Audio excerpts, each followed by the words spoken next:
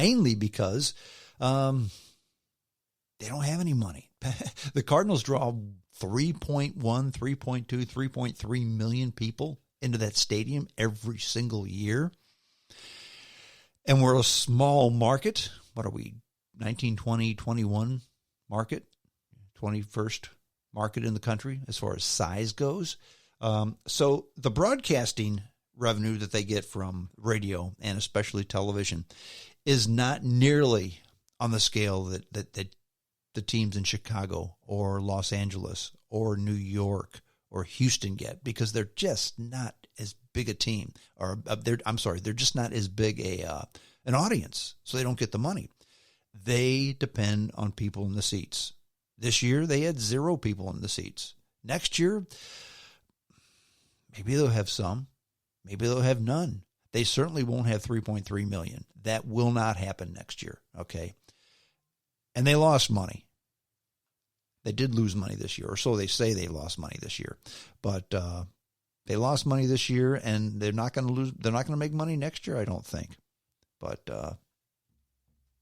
so they're not looking to increase payroll. So what are they going to do for 2021? It's hard to say. Will they let Colton Wong's option? They didn't exercise that option, so that he's not going to be their second baseman. They may sign him for less money, but maybe not. It depends if somebody else will. They probably won't bring back Yadier Molina. They probably won't bring back Adam Wainwright. So they may just be going into a save a whole lot of money mode for 2021, and then 2022. That's when they have their money. That's when they go ahead and try to make a go of it. Maybe. We'll find out. That's the only way we'll have to wait for spring to find out. But I am looking forward to a baseball season next year. I think that if they were able to do it last year, or this year, I should say, if they were able to do it in 2020, they're going to be able to do something in 2021. So there is a silver cloud to your COVID cloudy lining, okay? Also, did you hear who got a job in baseball managing the Chicago White Sox? Tony La Russa. 76-year-old Tony La Russa is back managing the Chicago White Sox. And it was a funny thing. And apparently, I thought it was a great thing that he did it. I think the White Sox are going to win. I think the White Sox are going to have a great team. They've got a lot of young players. They have a lot of Spanish-speaking players. La Russa relates to all baseball players, young and old. La Russa also is fluent in Spanish, so he can speak to the Latin players in their own language. So he's going to relate to them there. But here's the thing. It's something to consider, okay? In this PC world that we have, okay, and there's nothing wrong with being PC. Sean Connery talking about slapping women, that ship has sailed, I think. It was a little different today than it was back then. We look at things a little bit differently than we did back then. But a lot of comments, especially from people in Chicago, saying, why would you want to hire Tony La Russa? He's 76 years old. He's an old man. He's too old. We don't want an old man managing the team. We want a young man managing the team. And before you agree with that statement, let me insert one word. And maybe I can relate to this because I'm old and getting older. We're all getting older. And let's insert the word old for the word black.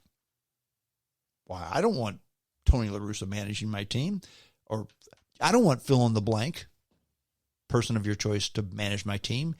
He's too black. He can't relate to the players on the team because there's not many black players on the team. And besides, if your name's not Dusty Baker, where are the successful black coaches or black managers in Major League Baseball? That's a racist statement. It's a terrible statement. But you can use it. You can make that statement if you say old, but you can't make that statement if you use the term black. And you shouldn't use that statement. Or you shouldn't be able to say old or black or whatever. Because Tony La Russa is a Hall of Famer. I mean, he's not when you say, yeah, Yadier Molina, he's destined for the Hall of Fame. Tony La Russa is in the Hall of Fame as a manager. Okay. He's there. He's already there in the Hall of Fame. Now, maybe he'll be successful. Maybe he won't. We'll find out. But to say, I don't want this guy because he's too old, think about it. Is that really fair? One more baseball note before we get off of that. Randy Arozarena. I especially enjoyed watching him. He's the outfielder, one of the outfielders for the Tampa Bay Rays.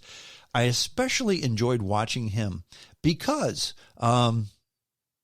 he was with the Cardinals, and basically the Cardinals traded him and Jose Martinez for a Michael Liberatore, I think is the guy's name. He's going to be a good pitcher. He's a top prospect, left-handed pitcher.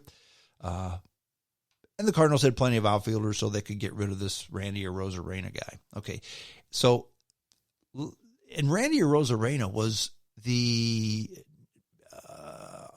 MVP for the pennant series. Okay, he had a fantastic postseason. He broke records for most home runs, most hits. I think most runs scored, not just for rookies, for everybody. Now, granted, they played more games this time than they've ever played before, but still, he set all these records. And this is a guy who the Cardinals didn't want. He was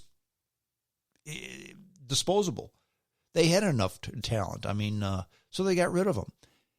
And he didn't make the roster at spring training. And then he got COVID-19. And then he was quarantined for a long time. So think about this. Here's a young man from Cuba, speaks English as a second language. I don't even know how well he speaks English, but he speaks English at least as a second language in a country where he didn't grow up, being quarantined, already dumped by the team that drafted him. They don't want him anymore. And the team that he took said, yeah, you're not going to make the roster. So here, sit in your hotel room for weeks at a time because he was quarantined. He wouldn't test positive or wouldn't test negative, kept testing positive. So they kept him in quarantine longer than others. So what did Randy Arozarena do during that time? Did he sit in his room and cry? Did he eat quarts of ice cream? Did he binge watch television? No. Here's what Randy Arozarena did.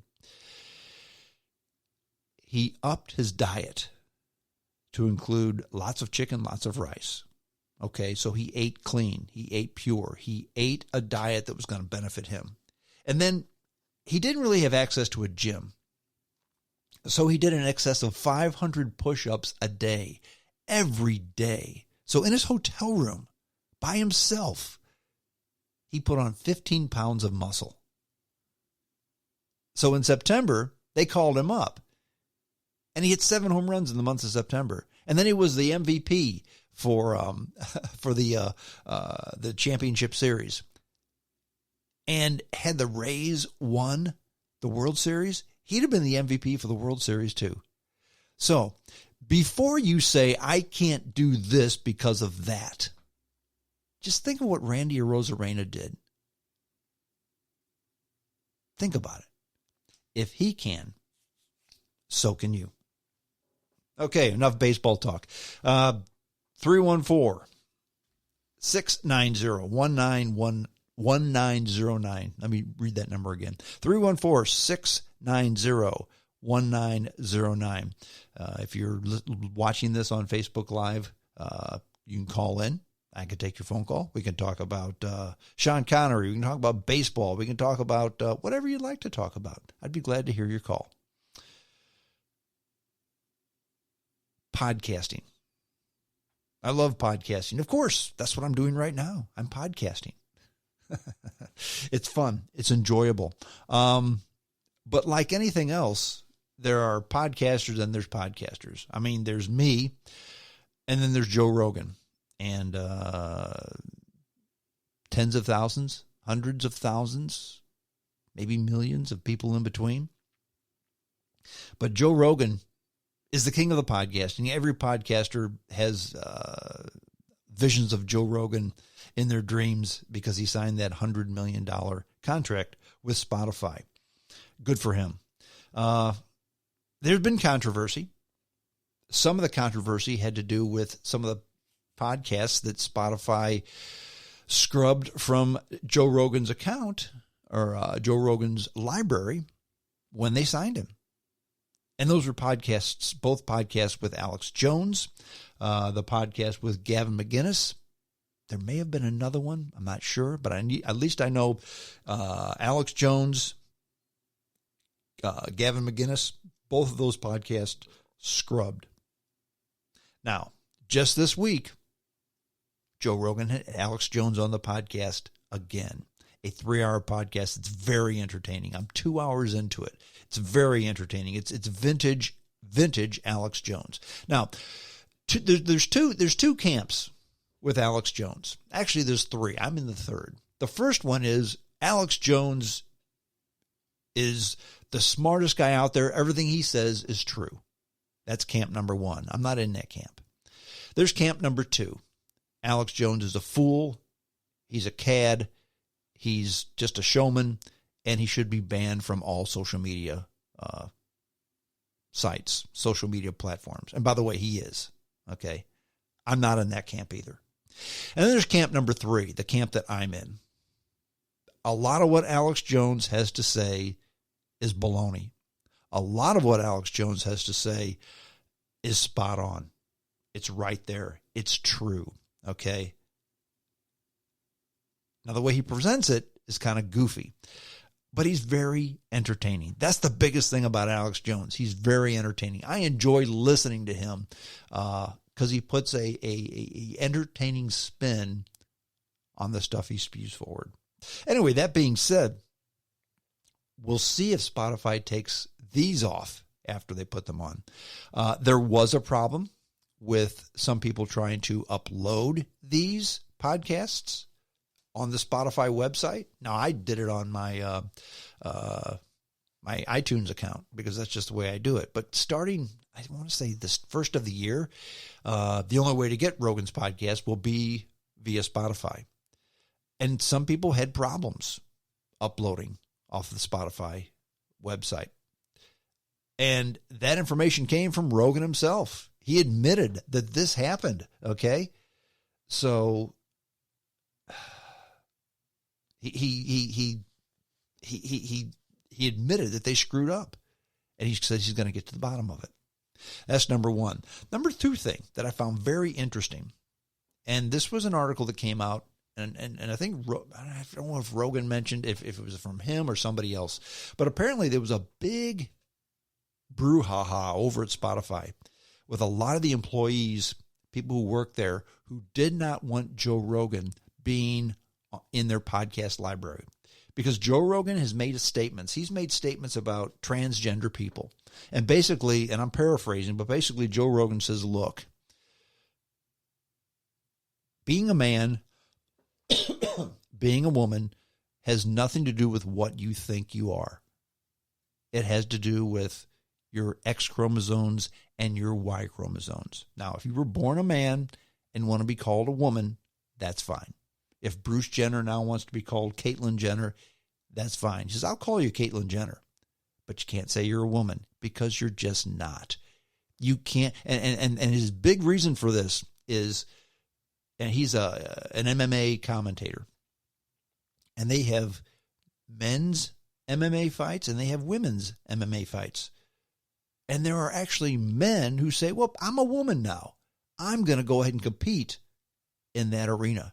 You can't do that. You can't say, okay, I know I was born a man, but now I'm a woman, so I'm going to go ahead and beat the hell out of women in an MMA fight. That's dangerous. You can't do that. And Rogan has said, look, if you're a man, you're a man. If you're a woman, you're a woman. I'll respect you. I'll call you by whatever you want, but you can't compete as a woman if you were born a man. And he has been lambasted for that. And there were many on Spotify who wanted to cancel him because of that. Folks, we have free speech in this country. Personally, I agree with Rogan. If you're born a man, born a woman, that's what you are. However, if you're a woman, if you're a man and you now identify as a woman, I'm going to respect you and call you by whatever you want to be called by. I'll do that. I'll be respectful. but but you can't all of a sudden